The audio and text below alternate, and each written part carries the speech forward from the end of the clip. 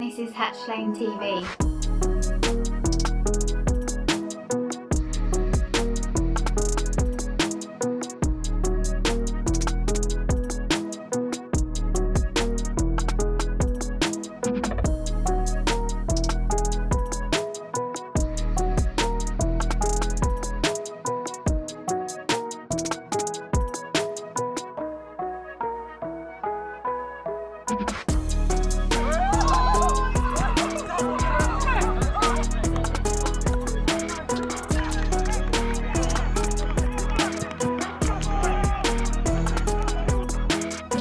Alright, winning ways, eh? Winning ways. That's it.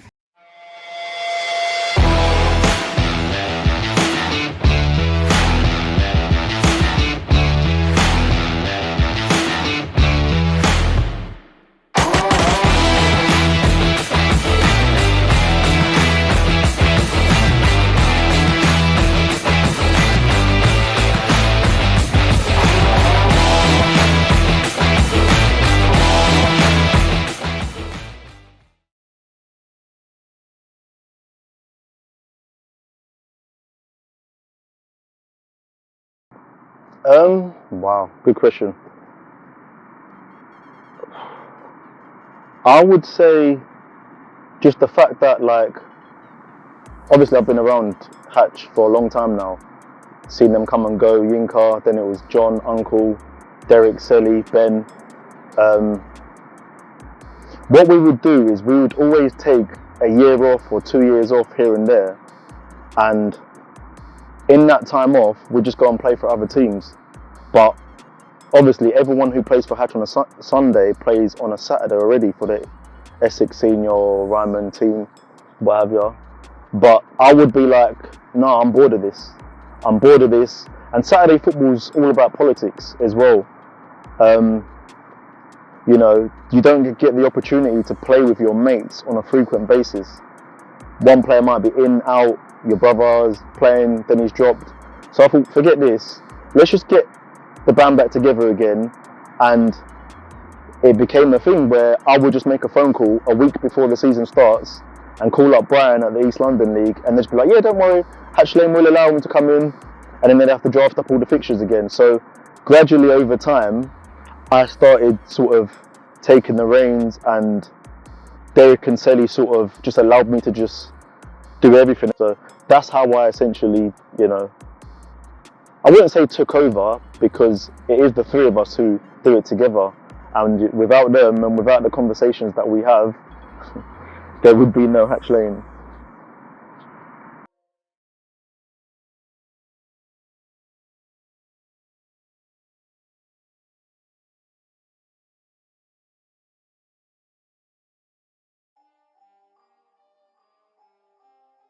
We took another year out. I think it must have been like the 4th year out that we've had. But at the end of the following season, I had a 2-year window. I said, in year 1, we'd enter the East London League, win that league, win as many trophies as we can, and then the following year we would go into the Hackney and Leighton League. But obviously, COVID stopped the first season. But I knew that entering the East London League, it's a lesser division, it's a lesser competition than the Hackney and Leighton League. Over at the Hackney and Leighton League, you've got all the big names, you know, I ain't got to say them. But we was going to go over there in year 2. Now, in year 1, I knew that I would lose my players because they'd want to compete in a higher division. Even though we was in the Prem of East London League, Hackney and Leighton Prem was always the better league over the Marshes. So some of my players went and played for different teams here, there and everywhere, but predominantly they went over to Bromley. And as they came back for year 2, we was going to go into Hackney and Leighton League, but we didn't.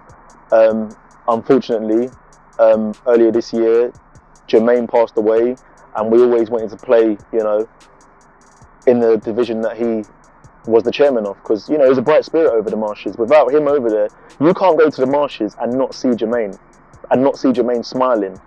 If he weren't smiling, then something was up. Even though we've never played in a division that he's chairman of, do you know what I mean? It was just, it weren't right. So we couldn't get ourselves into Hackney and Leighton League in time for whatever reason. So we entered the Essex Sunday Corinthian League, and here we are. You know, what are we now? December, unbeaten. So can't complain.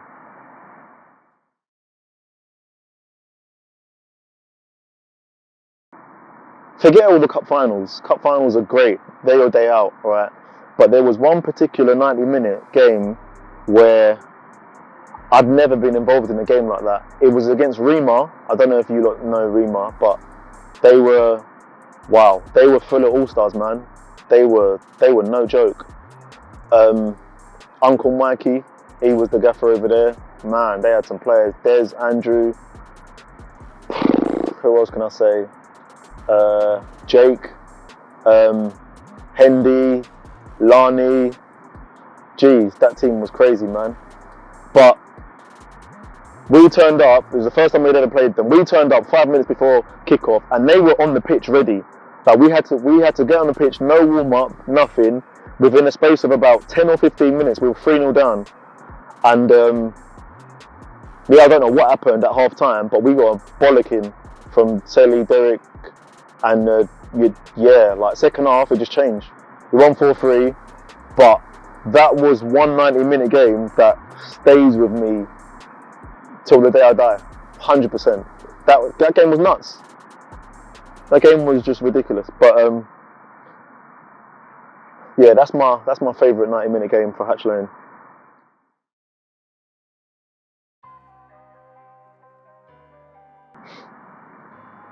Any Hatch Lane team that doesn't involve any of the Queensbridge players, no names, because certain man can't pass. They'll look you in the face. Do you know?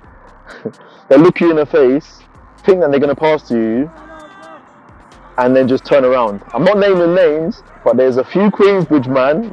No, I'm joking. I'd probably say 2016, where the team that we had out in 2016, when we beat East Stars in the cup final.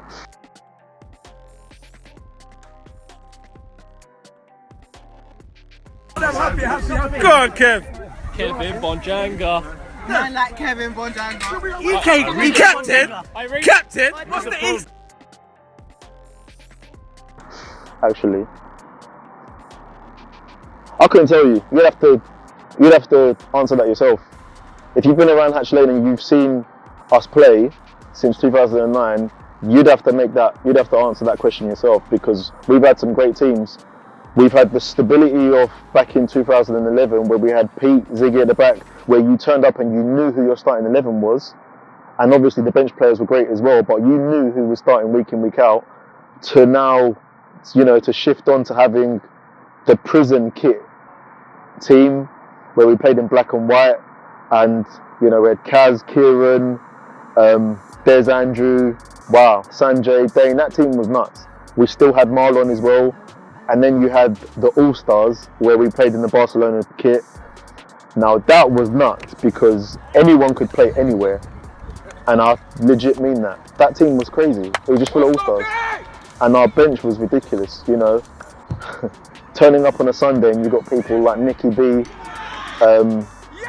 Crazy, Kirk, Ertz, Trem, wow. Obviously we had Whackers inside there as well, Lucas in goal, Lee, I don't want to name the Queensbridge man, but we had Johnny, Lee, Folks, that guy, that lighty that can't pass the ball, 2% accuracy, Charlie. The team was sick. I'd probably say that was our best team. I'd go out on a limb and say that was our best team ever, 100%.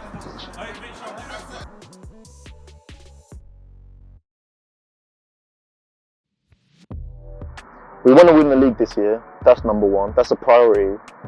We're in probably the hardest league that we've ever been in now, with teams like Repton Park, Beatties, Secret, they're after us as well.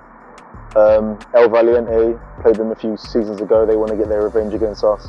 So it's a tough division, and we want to win the league. We want to win everything, of course. We want to win the London Cup, win the Corinthian Cup, and obviously we're going to be releasing more content this year as well, for the first time.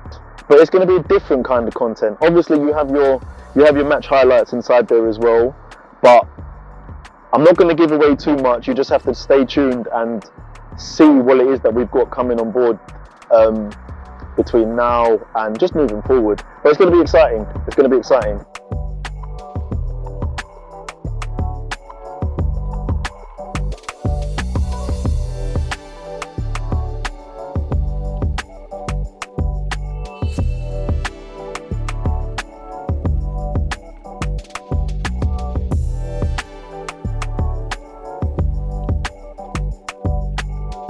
Don't forget to like and subscribe. You're always, man. Alright, cool. Peace.